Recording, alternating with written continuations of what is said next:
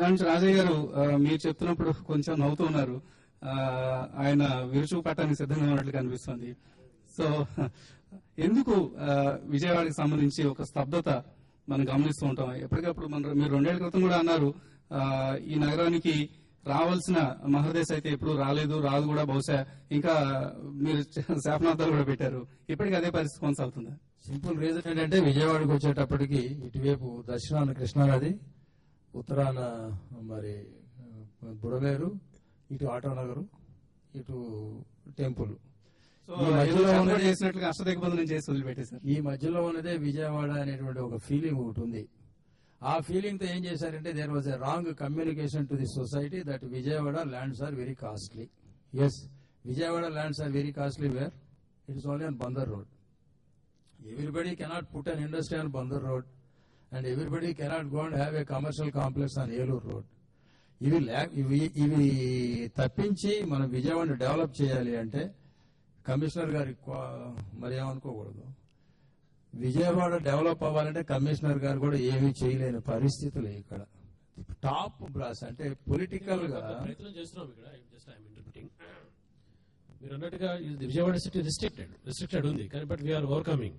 ఎందుకంటే బుడమేరుని మనం వైడెన్ చేసుకొని ఒక project we're going ahead. Future లో ఎటువంటి వరదలు, ఇటువంటి ముంపులు రాకుండా బుడమేరుని వైడెన్ చేయడానికి దాదాపు 100-150 కోట్లతోటి ఆ ప్రాజెక్ట్ ఆల్రెడీ టెండర్ స్టేజ్ లోకి వచ్చింది. సో అటువంటి ఫ్లడ్డింగ్ వాటర్ మనం ఏ విధంగా బయటికి పంపించాలనే ఉద్దేశంతో అదొకటి మనం చూస్తున్నాం.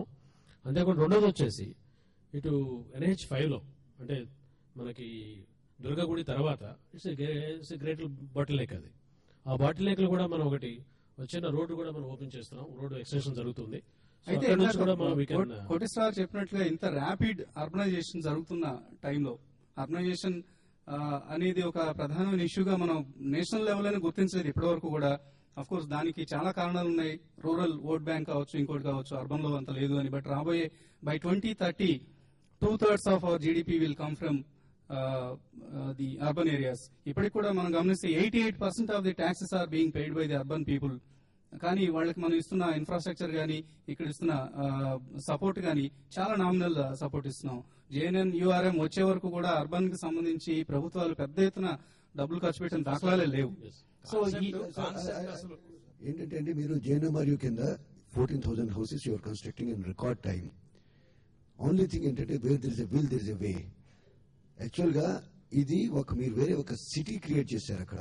Because you had all the facilities and you wanted to do it and you have done it. And our problem, what we are trying to tell you is ఏంటంటే మొదటి నుంచి ఆ విలే లేకుండా పోయిందండి. అక్కడ మీరు బయటకు వెళ్ళిపోయి మీరు అంతా చేశారండి. అక్కడ ఈ రిస్ట్రిక్షన్స్ రాలేదు మనకి. ఇక్కడ వాటర్ లేదు, లేకపోతే హిల్ లేదు, లేకపోతే రైల్ లైన్ మధ్యలో ఉంది, అట్లా రాకుండా కూడా మీరు చేశారు. What we require is real political will. Yes, let us develop this. Let's go beyond where we are. We have to go beyond that area to develop infrastructure. మీరు ఇన్ఫ్రాస్ట్రక్చర్ చూడండి. when we are there to support you separately, కానీ infrastructure కూడా మీరు create చేశారు. అది it's record. It's really మీరు అక్కడ చూసుకుంటే it's very big example you have given to the state. ఇది ఒక ప్రభుత్వ సంస్థ కాబట్టి రిసోర్సెస్ అన్ని అవైలబుల్ గా ఉన్నాయి కాబట్టి చేయగలిగింది. బట్ ప్రైవేట్ డెవలపర్స్ పరిస్థితి. Let me deal first of all with the surroundings and situation of Vijayawada and Krishna district. Then you people can go on discussing on other things. First thing is you see Koteswararao గారు ఇందాక చెప్తారు 400 సంవత్సరాల చరిత్ర ఉంది హైదరాబాద్ కానీ.